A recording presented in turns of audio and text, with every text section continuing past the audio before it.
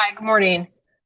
I'm Dr. Amber Brittain Hale, and my research areas have focused principally on the Russo-Ukrainian War, but specifically around public diplomacy. And what this allowed me to do is look at starting with President Volodymyr Zelensky and his unique brand of public diplomacy from the very first days of the invasion when he stood out in the streets of Kiev and said, in Ukrainian, the president is here. And what he did with that was create this bounded, identifiable country that maybe wasn't on the radar of Western states very specifically. So looking at what diplomacy has done in the Russo-Ukrainian war really caused me to take a look at foreign policy analysis, and maybe this was an outmoded way of looking at actors at the singular level. So what we have been doing in international relations is blackboxing the state and attributing these powers to the state as if it made decisions all on its own, but to zoom in and really consider that an actor, an individual has a power, has a brand, has a way of reaching global audiences. This is where it began. So my publication was called Slava Ukraini,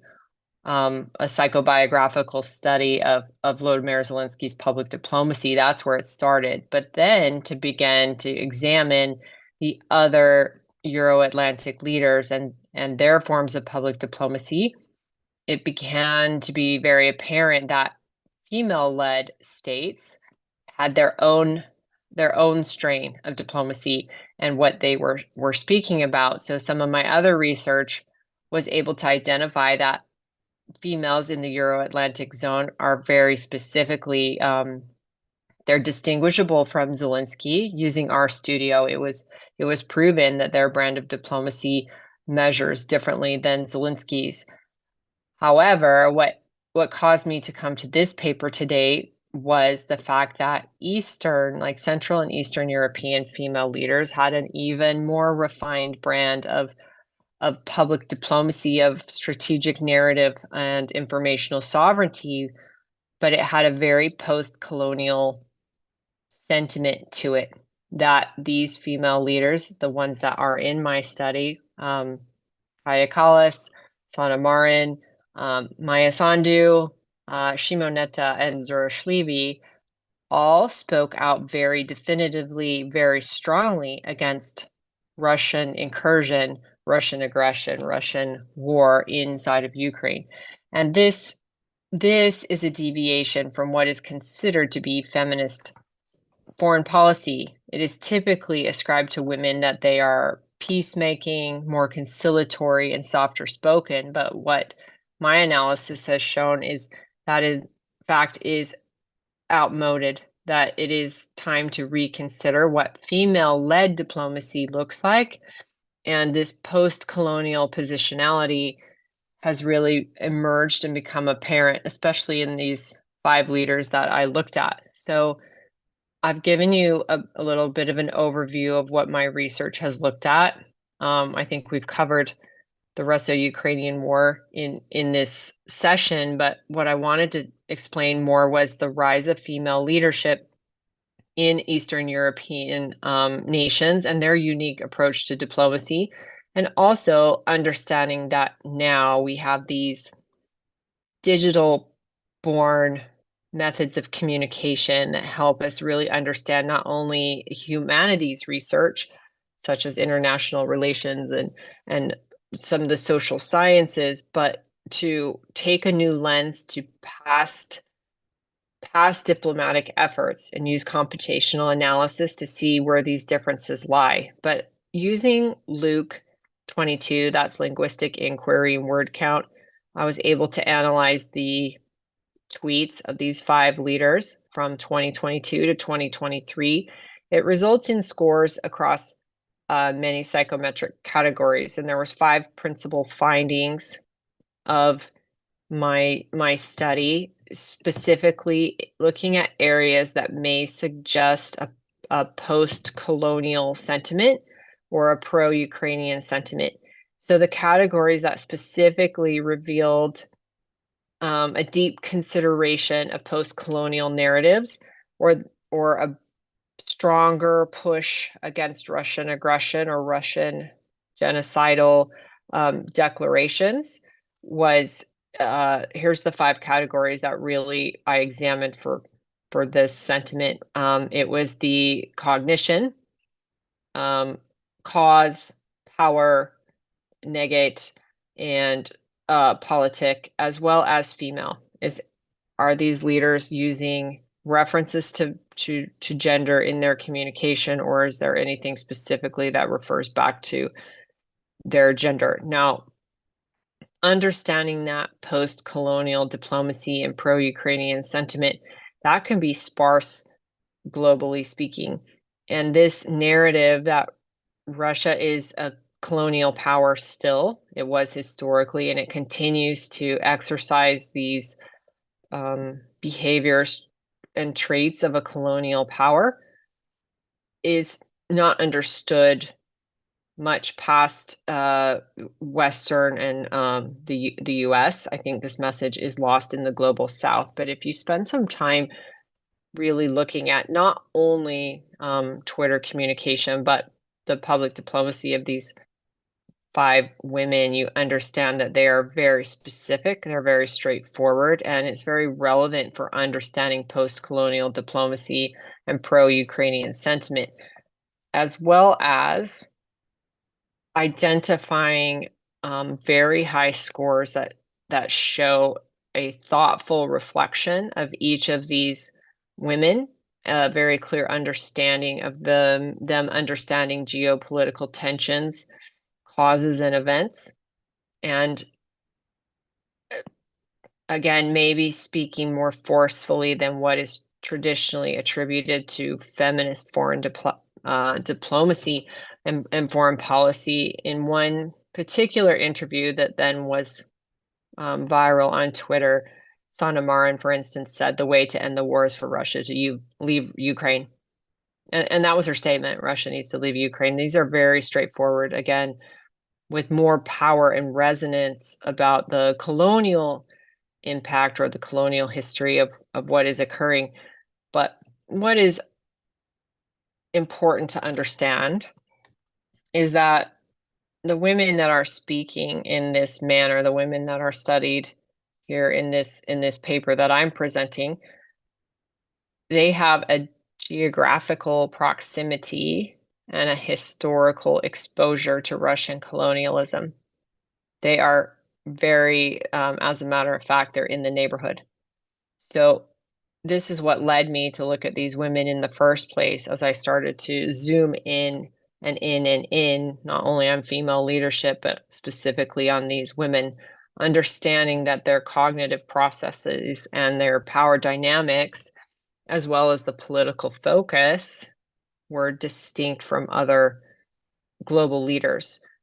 So looking at a couple of things, there is a distinct clarity. All the tweets of these leaders showed a thoughtful and reflective approach, suggesting that they are clear in their considerations and discussions about post-colonial narratives. There's also a consistent use of negation across the leaders' tweets, which indicates they are clear in their stance on certain issues or entities. This can be interpreted as a resistance or an opposition to Russian influence or other geopolitical challenges. And then there are mentions of female-related terms across these tweets, which suggest they understand gender dynamics in diplomacy. There's a lot of coherence across this cohort of female leaders as well. Their tweets indicate discussions about power dynamics, a coherent understanding and presentation of post-colonial narratives, as well as understanding the broader implications in their geopolitical arena. There is a clear understanding of the significant focus on political matters across leaders' tweets, and very typically a coherent narrative. The scores from Luke 22 suggest in their cognitive processes that there's as I mentioned, the deep consideration of post-colonial narratives, as well as situational awareness and There's also a very clear narrative structure in most public communications of this cohort. In discussions about the power dynamics, the tweets of these leaders effectively convey that there are challenges and implications of post-colonial experiences in Russo-Ukrainian conflict, and there is a deep historical understanding. There's either reference to these states' own experiences with Russian colonialism, or in the case of Kaya Kallas, she has a personal experience with family members being victimized, incarcerated, deported by Russians. These are not only personal, sentimental narratives, they are shared from a position of power, the actual seat of power in these states, and it is reflected in foreign policy of these nations as well. There are more aggressive, defensive postures against Russia in this conflict. So some of my other research looked at the idea of infopolitique and strategic narrative controlling informational sovereignty. This has become increasingly important in the Russo-Ukrainian war, and Twitter has emerged as a crucial platform for diplomacy and infopolitique. This is evidenced by the tweets of these leaders.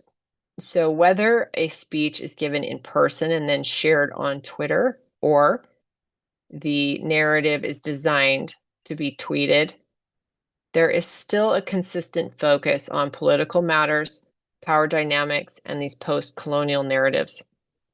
Twitter happens to highlight the significance, the reach, and virality of each of these female leaders' political communications or public diplomacy, which shapes and conveys geopolitical narrative.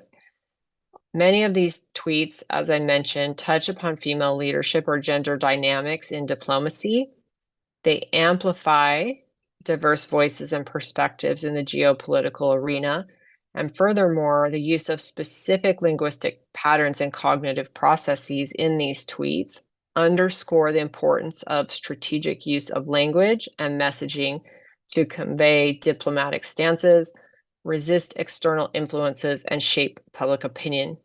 In the context of the Russo-Ukrainian war, Twitter in particular has played a pivotal role in facilitating real-time communication, rallies, international support, and does shape the narrative around the conflict.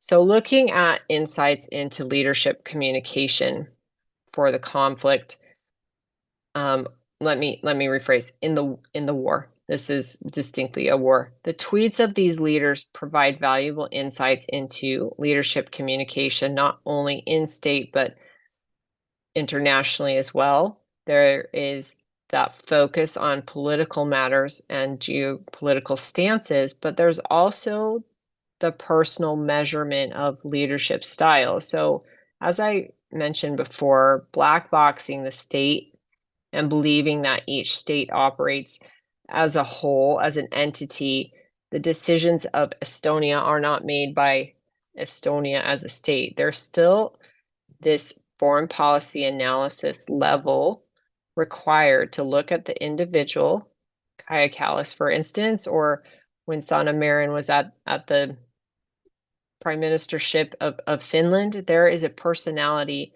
there, and that is important to analyze at that single actor level because they have agency. And it isn't a foregone conclusion what is going to happen. There's still an individual that needs to be examined in the context of history, of analytics, of diplomacy, using psychobiographical examination methods, linguistic analysis, and some of these more contemporary digital tools. It is critical to understand leadership, especially in the age of aging leaders, understanding cognitive processes, keeping a baseline of leadership communication and understanding any deviation is also important for future research, in my opinion. So to recap this study's significance in understanding resistance to Russian influence, I would say that each of these nations have developed their own whole of society resistance to not only Russian colonialism, but the Russian aggression in this war. There is a whole of society effort to develop digital protections. There's cybersecurity considerations. There's finance and other state apparatus considerations that are being incorporated. But in all, it is led by a female as the head of state, and those women are spending a good deal of time communicating this message not only to their populations, their civilians in state, but also internationally, because Twitter has become the de facto language of diplomacy. You certainly have noticed that Twitter is where greetings to foreign nations are sent, or condolences. They're also very interactive at the official level. This infopolitique, again, the strategic narrative of a state that is shared on Twitter. So each of these states in the study, as well as the females that lead them, have really spent some time with stakeholder engagement, and understanding the temporal dimensions of what public diplomacy is doing. And they have utilized this diverse platform. So understanding that while this study looked at Twitter specifically, future research should look at other social media platforms, Telegram being one of them, which features more videos and more extensive networks in a way that is it's not the same as Twitter. The real name policy on Twitter can suppress some of the conversations, whereas Telegram is a little more unregulated at this point. There's also opportunities for comparative study between Eastern European female leadership and Eastern European male leadership. That's not something that I have touched yet. And then there's a way to consider a more temporal analysis, looking at the evolution of the messaging tactics and linguistic patterns over time, especially before, during, and after conflicts, which is something I did in the Slava Ukraini study of Zelensky, looking at 5 phases, but I haven't yet done that for the females. Again, a lot of the leadership paradigms that are utilized at my university, Pepperdine. I'm sorry, I Okay. have to ask you to wrap up, please. Okay. Well, in conclusion, females are communicating in a very different, distinct manner than they have historically, and they are doing that in a way that is different than their male counterparts. Thank you.